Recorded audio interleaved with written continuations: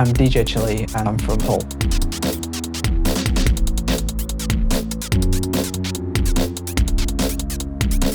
I started scratching in about 2003, so yeah, it's been a long time.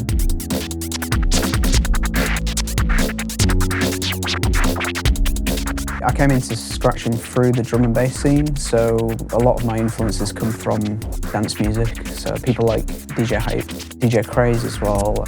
I met up with a few hip-hop guys in Hull and they ended up getting me into Cuba and Mixmaster Mike, and then just discovering the hip-hop sort of influences of scratching.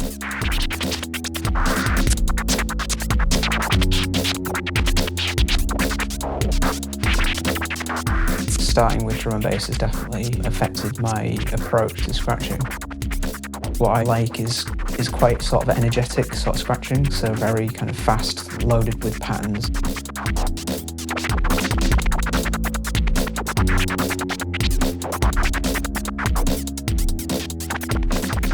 People talk about funk and technicality as if they're separate things, and they're not really.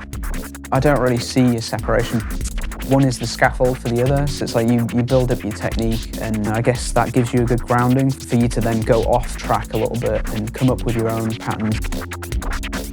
There's a lot of technicality behind funk, and there's a lot of funk behind, just straight technical stuff. It's kind of always on beat.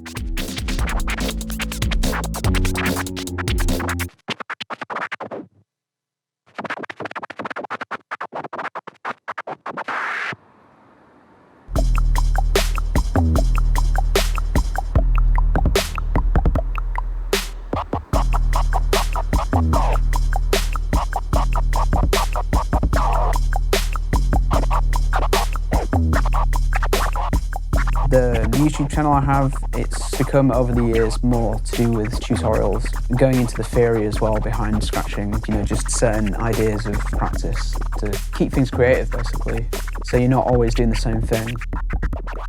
A lot of the time that's the death of creativity. If you just keep doing the same thing over and over, you end up with the same results and you don't really progress that much. You might get better at one technique, but it's not healthy in the long run.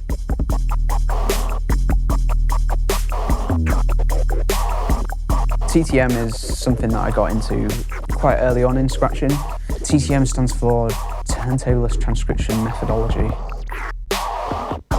I think it did help me quite a lot to kind of advance, just because it's describing scratching in a really kind of simple way, so it's like you're seeing motions described in 2D. So instead of having to go by the traditional route, which is to just hear people scratching and try to mimic what they're doing, what you can do with TTM is basically figure out the movements and write them down in a diagrammatic form so that you don't forget it later on. So it's a mnemonic notation system.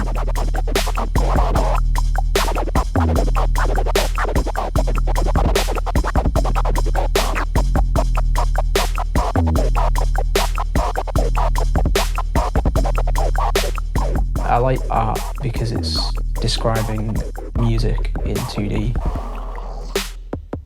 So it's pretty much the same thing, it's just they run in parallel with each other, but maybe that's just the way that I see things. Like I'm influenced from music going into art.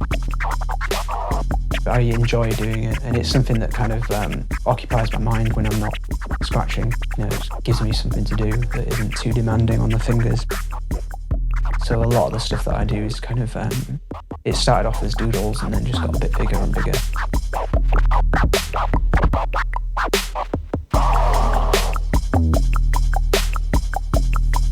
Oh, fucking hell, that was really good.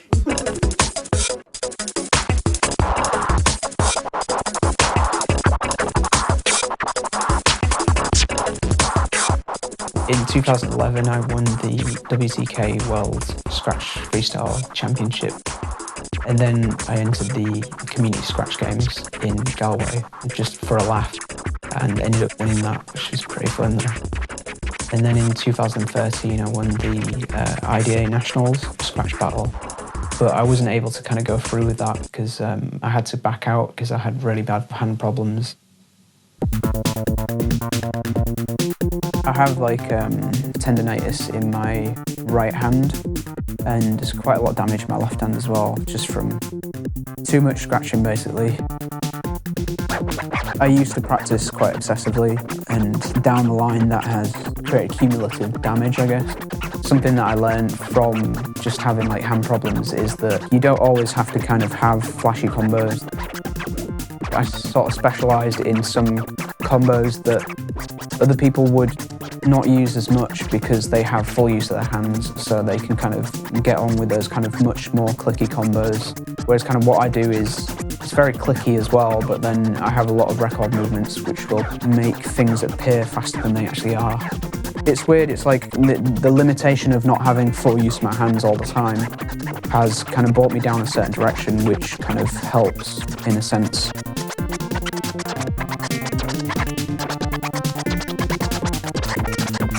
I'd like to carry on scratching in my own sort of way, which is kind of weird. I like weird, basically. I like weird scratches. I just like to keep kind of going down my own sort of weird route and it's like sort of develop.